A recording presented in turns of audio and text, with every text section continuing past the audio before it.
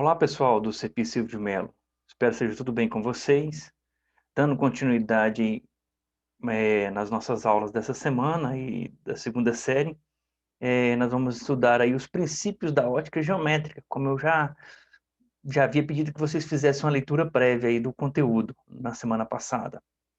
Eu vou compartilhar a tela com vocês e aí me acompanhem.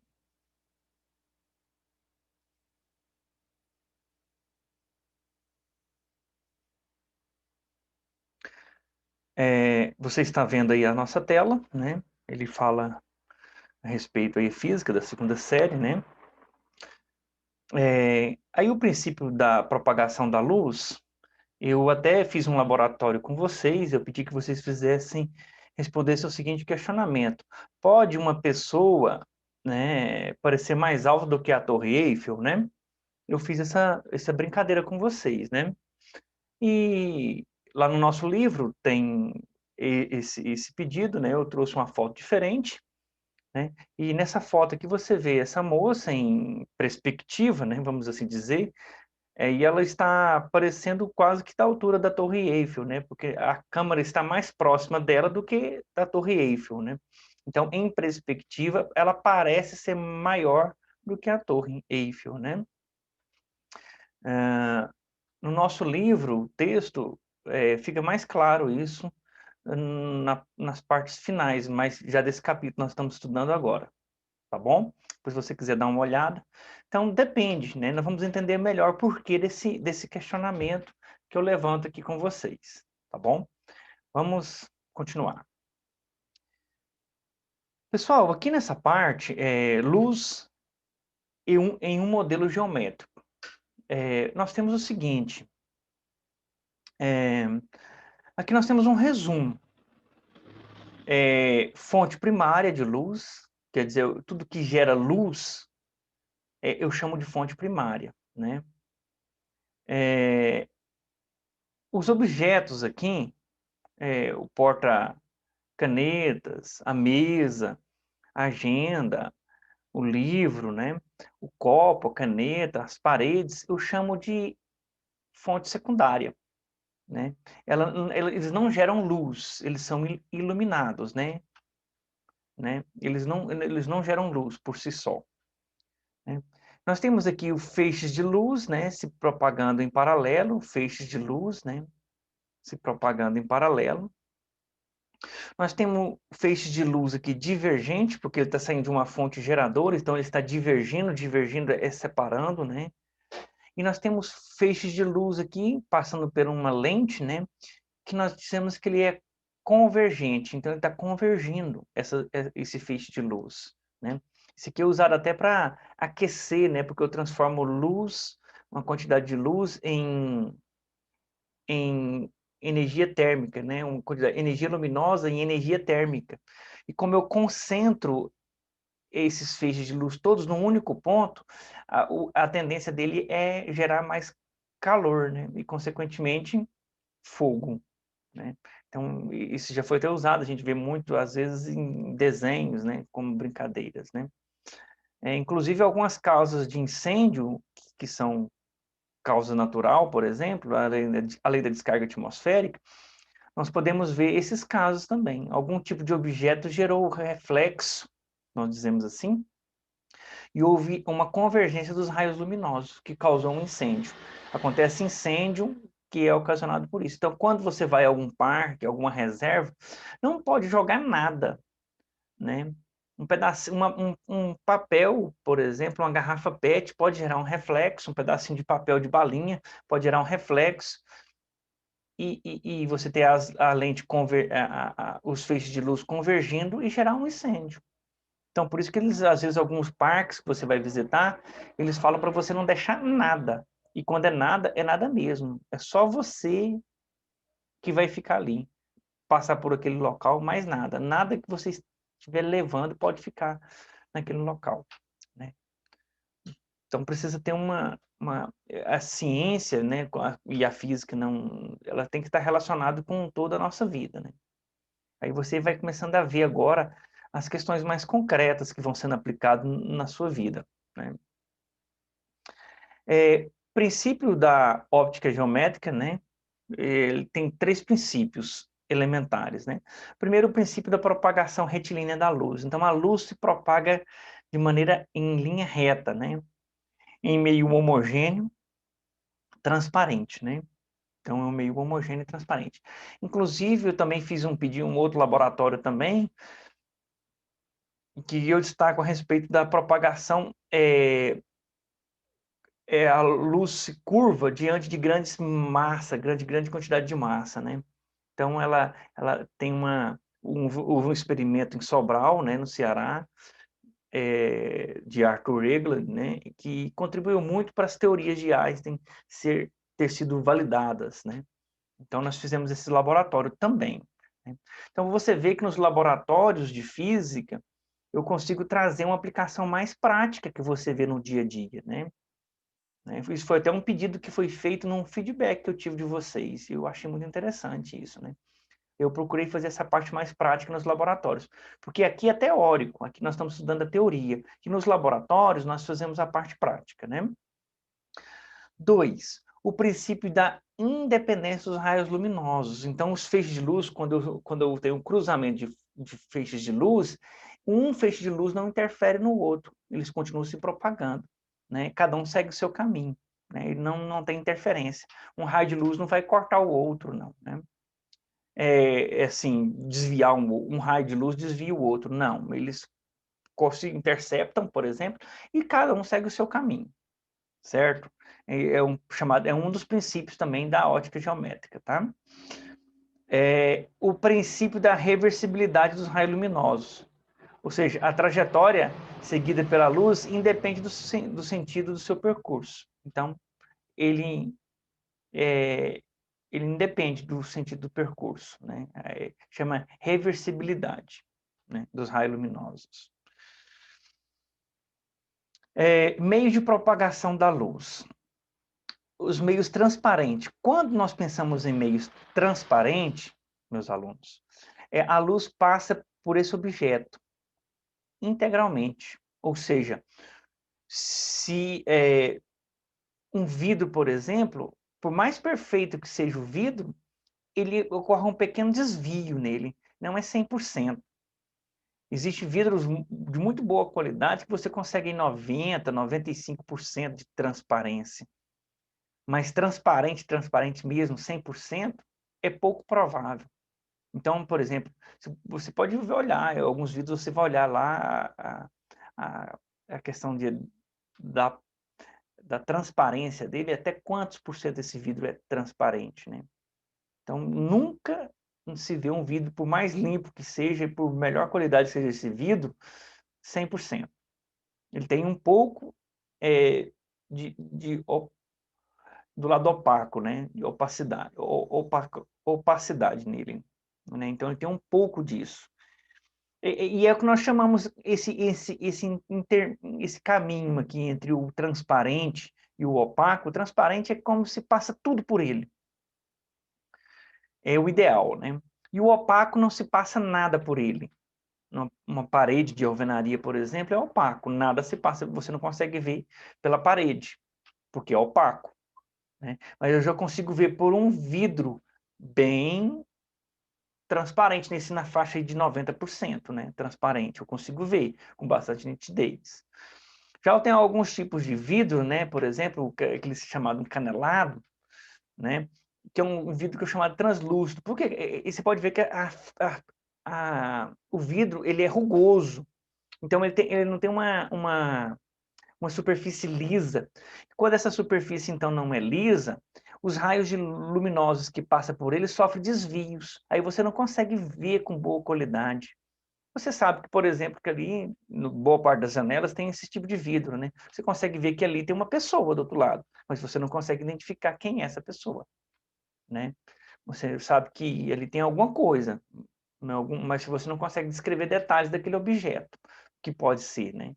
Então, por isso nós chamamos esse meio termo aqui de translúcido. Translúcido, então, seria uma mescla entre o transparente e o opaco, né? O opaco não passa nada, eu não vejo nada que está depois dele, né? Do objeto opaco. Esses seriam os 3 meios de propagação da luz, né? Ainda que um conceito bastante importante, que eu gostaria de deixar para vocês nesse momento, é o conceito de sombra e penumbra, né? Então, eu tenho aqui uma fonte de luz, né? E aqui eu tenho um objeto opaco, e aqui a fonte de luz vai parar nele, boa parte da luz vai ficar restrita nele. O que vai gerar aqui, nessa projeção aqui, uma sombra. Então, essa parte mais escura eu chamo de sombra. E a parte mais clara, porque os raios de luz se propagam em linha reta, como nós aprendemos, é o princípio da ótica geométrica. Olha só, tanto que essa feixe de luz que está saindo aqui embaixo no pé da lâmpada, ela vai se propagar em linha reta e vai fazer a projeção lá em cima. Esse último feixe de luz que está aqui no topo, ele vai fazer a projeção e propagar aqui embaixo. Nessa região aqui, é uma região intermediária de sombra e luminosidade, recebe o nome de penumbra. Então, a penumbra é uma região mista entre luminosidade e sombra.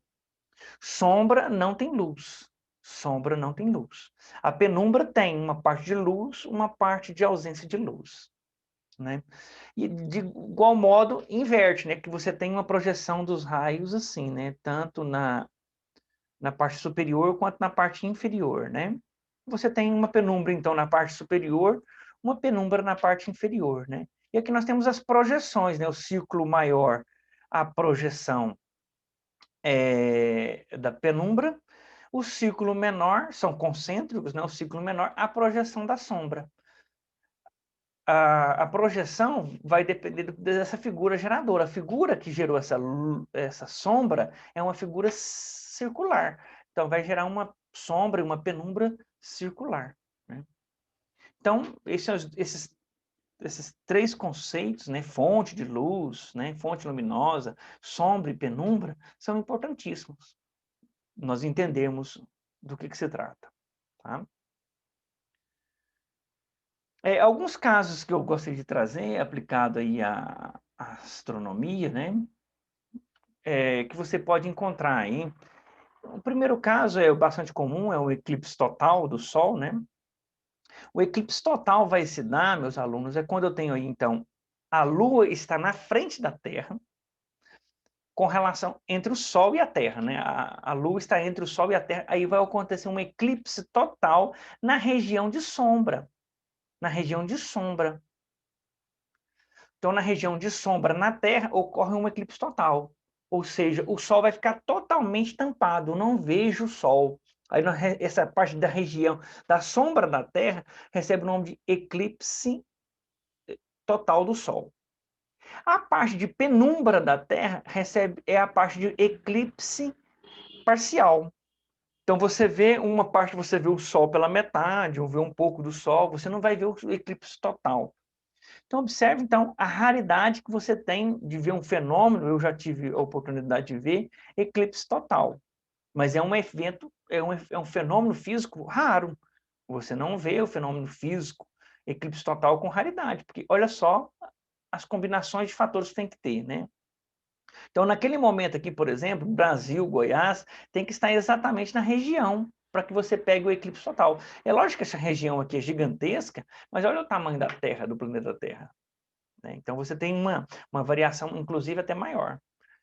De igual modo, nós temos aí o segundo caso, que nós temos aqui, então, um eclipse chamado de anular. Por quê? Porque não tem a projeção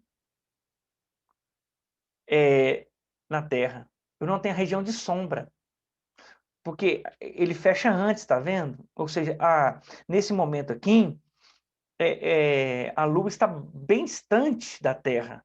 Então, o meu vértice do meu triângulo, por exemplo, que seria a projeção, ele está fechando bem antes. Então, eu não tenho uma sombra, região de sombra aqui. Eu tenho uma região de penumbra, que é a região de penumbra, né?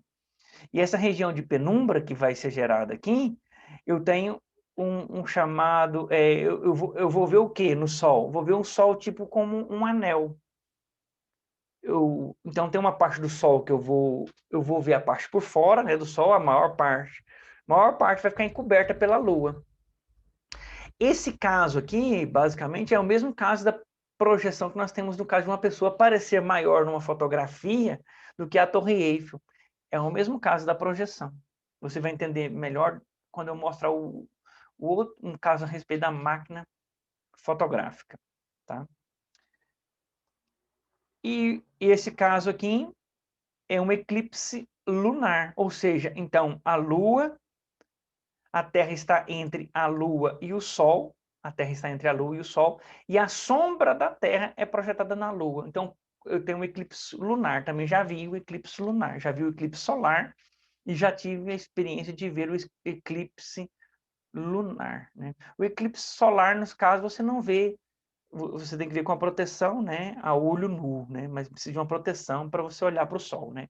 Já o eclipse lunar, você não precisa de uma proteção, você consegue ver o eclipse lunar, porque na realidade a sombra da Terra vai ser projetada na Lua, né, no eclipse lunar, né, a sombra da Terra é projetada na Lua. Então essa é a diferença. Então nós temos o eclipse, 3 tipos de eclipse, né, o eclipse solar, total ou parcial, né? Que faz é o mesmo fenômeno, só que dependendo, eu pego uma região de sombra, então é eclipse total. Se eu pego uma região de penumbra, é eclipse parcial. E tem o eclipse anelar, que eu não consigo ter uma região de sombra, só consigo ter região de penumbra em toda a região da face da Terra, né?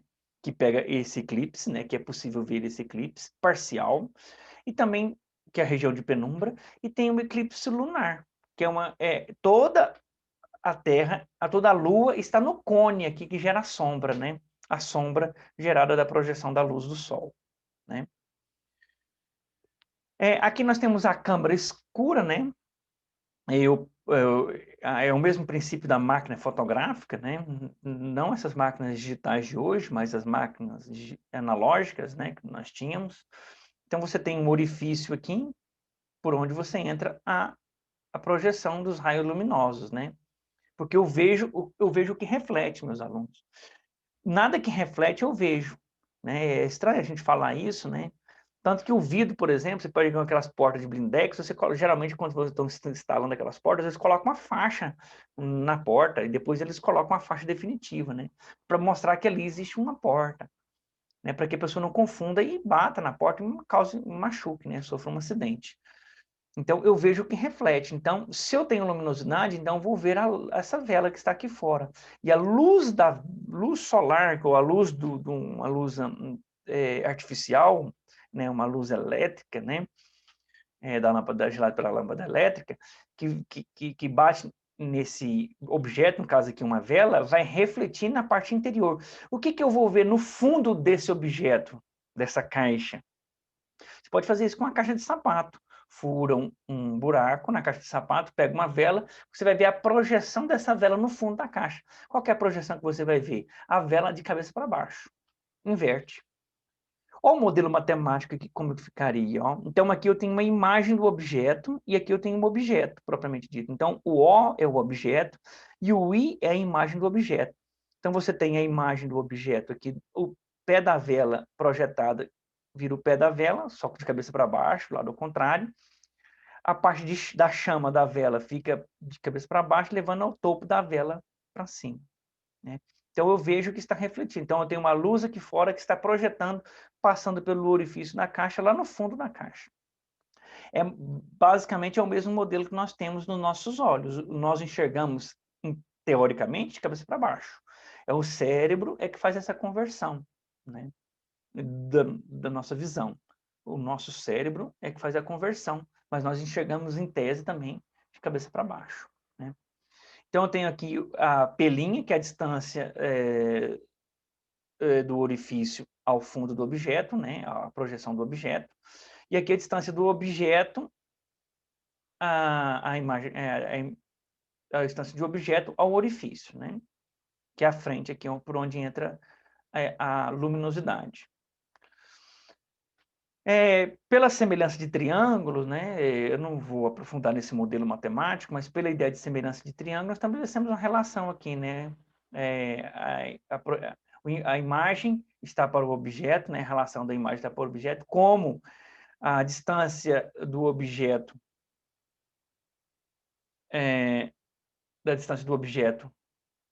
a imagem, né, da câmera, e a distância da câmera, a distância do objeto, a distância do objeto.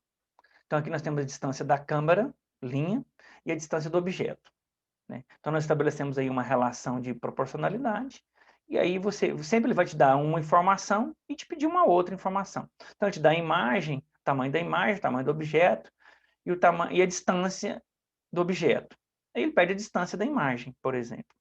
Ele pode fazer essas perguntas, né? Ou te dá a distância da imagem, te dá a distância do objeto, te dá a imagem e pede o tamanho do objeto. Esse é o tipo de pergunta que ele vai nos fazer nesse tipo de questão, tá? Aqui nós temos ainda a questão do ângulo visual, né, e do diâmetro aparente, né? O ângulo visual, nós chamamos aí de alfa, né, é definido entre os raios de luz que partem das extremidades. Eles partem das extremidades. Então, do topo da árvore, né, desse pinheiro, ao pé do pinheiro, né, eu tenho aí um ângulo alfa, né, e eu aproximo esse ângulo agora de novo.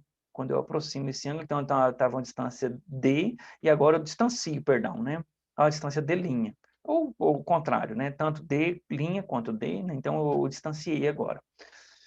Aí eu chamo esse de extremidades do objeto, né, é o ponto de incidência do nosso globo ocular, é chamado de ângulo visual. Então, tem um ângulo visual. Então, tem uma parte que eu consigo ver com qualidade. Tem uma parte que eu não vou conseguir ver, tá?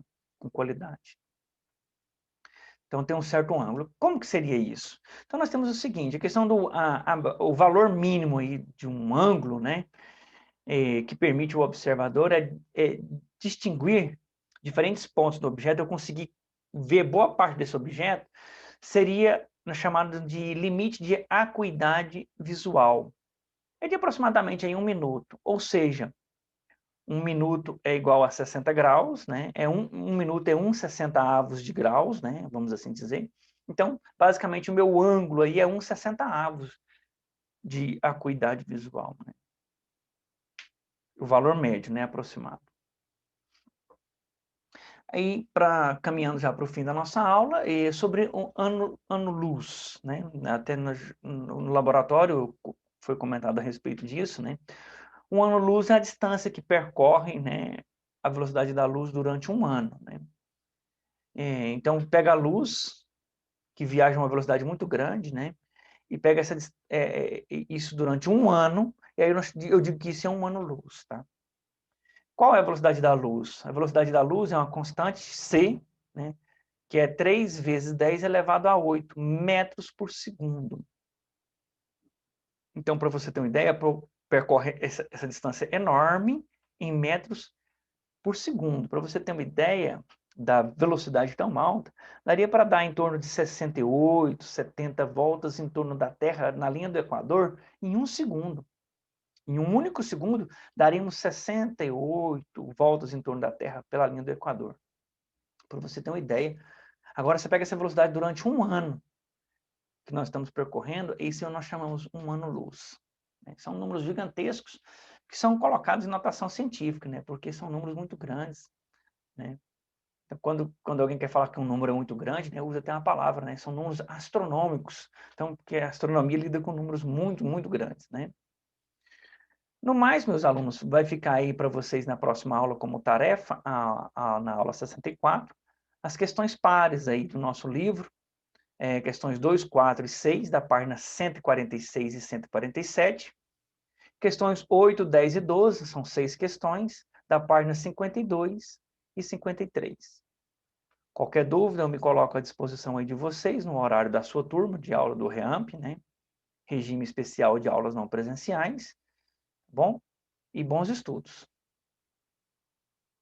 Até mais, pessoal.